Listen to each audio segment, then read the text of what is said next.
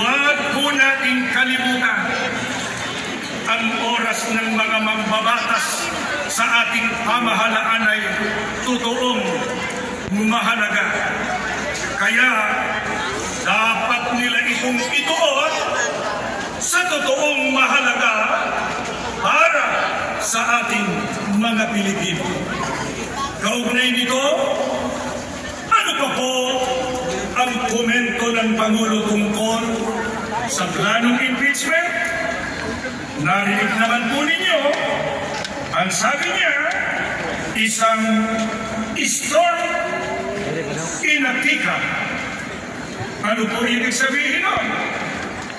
Isang labis na pag-aalala o pagtatalo tungkol sa isang maliit o di naman gaanong mahalagang bagay.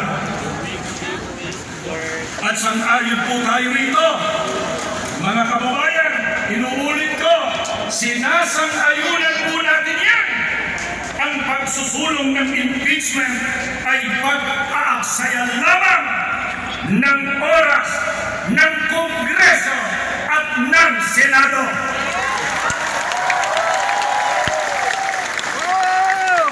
Sa halip na gamitin ang kanilang mahalagang oras para sa mga makabuluhang usapin, tulad halimbawa ng problema sa edukasyon, infrastruktura, mga serbisyong pangkalusugan, ang mga mambabatas ay magtutuon sa isang bagay na hindi naman totoong makakatulong sa buhay ng karaniwang Pilipino. Kaya sa halip na mag-aksaya ng panahon sa mga isyong magdudulot lamang ng pagtatalo-talo, ng mga hidwaan at ng mga bagayan ng mga nasa pamahalaan at ng mga mamamayan, hindi po ba dapat ituon ng ating mga pinuno ang pansin nila sa mga suliraning kailangang tugunan agad? Mga kababayan, hindi po ba totoo? Ulitin ko, nakikinig po ba kayo? Hindi po ba totoo? Mga kababayan, kapag itinuloy ang impeachment, ang magtatalo-talo, hindi lamang ang mga mamamayan, kundi maging sila-sila na mga government officials. Yan po ang ayaw mangyari ng maraming Pilipino. At yan din ang ayaw ng mga Iglesia ni Cristo.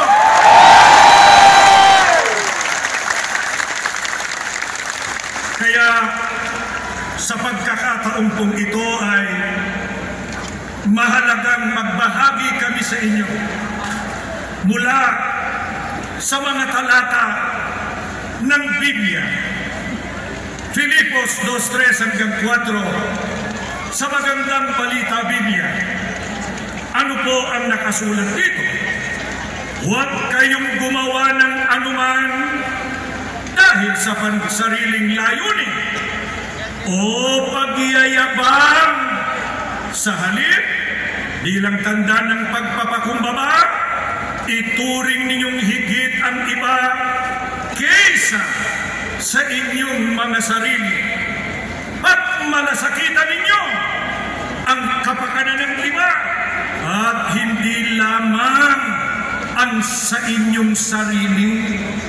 Ang mga talatang ito ay isang paalaala ng Diyos para sa ating lahat, lalo na po sa mga nasa posisyon ng kapangyarihan.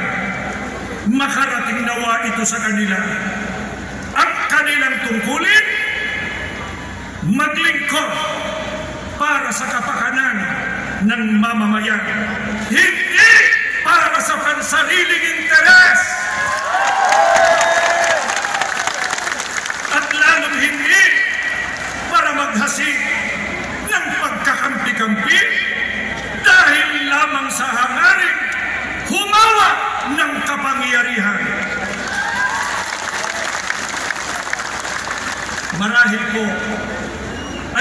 sino mang sasang-ayon sa gayong uri ng leader na ang pamamaraan nila ay divide and conquer.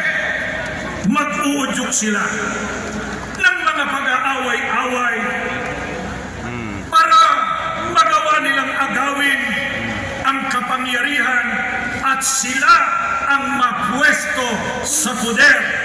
Kung nangyari man yan sa ibang mga bansa, sana po hindi ito mangyari sa ating bansa.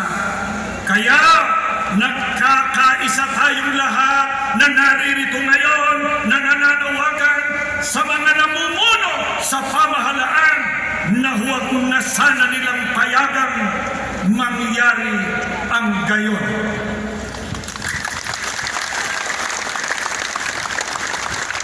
May kasabihan nga na united we stand, divided we fall.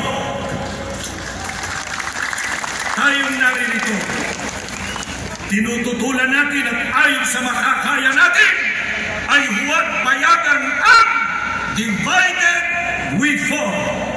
Tatandaan po natin, kapag nagtatalo-talo ang mga nasa pamahalaan, ang apektadong unang-una ay ang taong bayan. Kung magulo ang bansa, tayong mga mamamayan ang kawawa. Pansinin ninyo ang mga placard na hawak-hawak ng ating mga kasama. Itaas ninyo ang mga placard.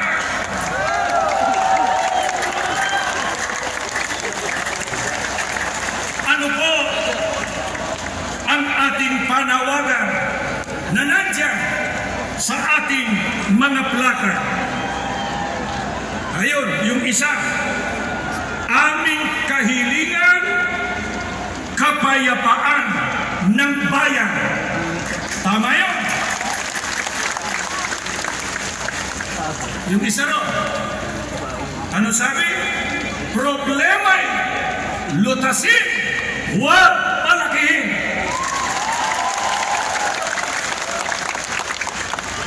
Ano yun? Servisyo, huwag sariling benepisyo.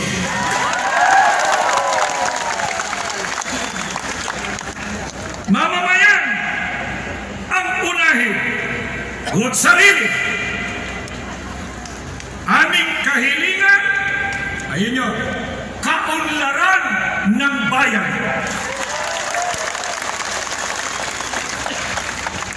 Magkaisa para tumatag ang bansa. Tama yun. Ito pa, pakinggan nyo. Magkaisa, huwag man-isa.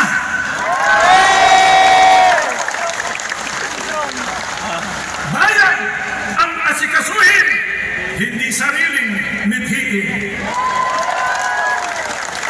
Unahin ang bayan, huwag ang bangayan. Tayong lahat, INC, Iglesia ni Cristo, is for unity. Peace for the Philippines. Bakit po ganito ang ating panawagan? Kasi ayaw namin ng kaguluhan, saan mang panig ito manggaling. Ang nais po namin ay simple lang, kapayapaan.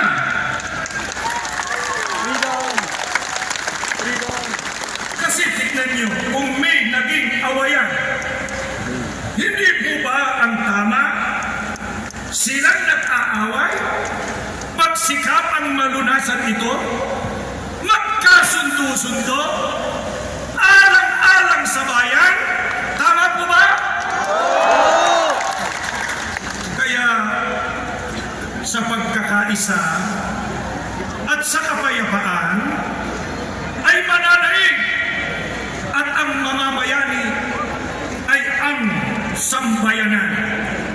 Kaya sana po ay maging mabuting halimbawa ang ating mga namumuno sa pamahalaan.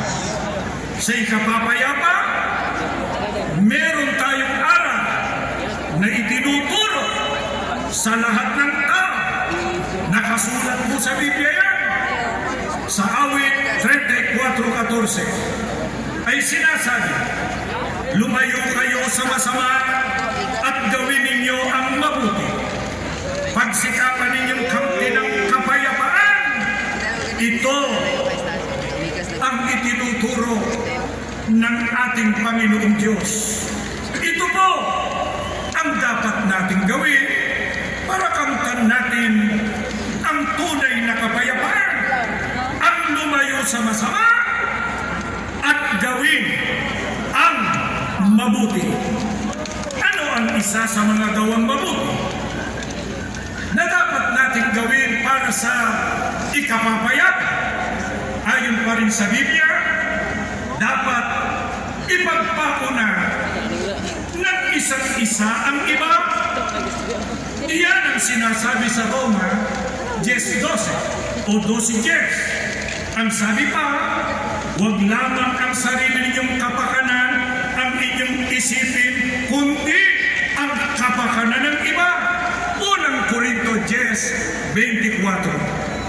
Kaya mga kapatid, mga kababayan, mga kapwa-tao namin na naririnig ang pampalakas tinig na ito para sa kapakanan ng mga mamamayan, dapat isang tabi ang pansariling kapakanan at personal na ambisyon alang-alang sa mahal nating bansa.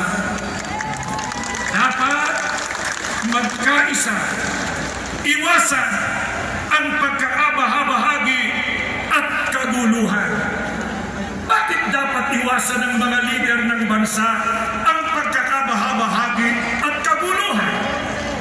Kasi tignan niyo, kapag nagkakabahabahagi tayo, hindi po natin maisusulong ang kapayapaan. At kapag kaguluhan ang siyang namayani, hindi mahaharap ang paglutas sa mga problema ng bansa tulad ng pagtaas ng presyo ng bilihin, seguridad ng mga mamamayan sa mga tumitinding kalamidad, kakulangan ng hanap buhay, kriminalidad, insurgency, at marami pang iba. Ang mga ito'y nakapagpapalala lamang sa krisis ng ekonomiya at nagpapabigat sa mabigat ng kalagayan ng pamumuhay ng karaniwang Pilipino. Ito ang hinihiling natin sa mga namumuno sa pamahalaan na pagkaisahan din nilang pag-ukulan ng matamang atensyon at pag-aasikaso. Sa halip na bangayan sa kapakanan ng Pilipinas, nawa ang pag-ukulan nila ng pansin at panahon. Kaya kahit matapos na ang ating isinasagawa ngayon na sama-sama at mapayapang pagkilos para sa kapayapaan, ang ating mga panalangin sa Diyos ay basbasan niya ang ating bansa ng kapayapaan. Tanlawan-lawan niya ang kaisipan ng mga namiminuno sa ating bansa upang balikhati nila ang kanilang sinumpaang tungkulin na siyang dahilan kaya sila inihalal ng taong bayan. Maraming salamat po.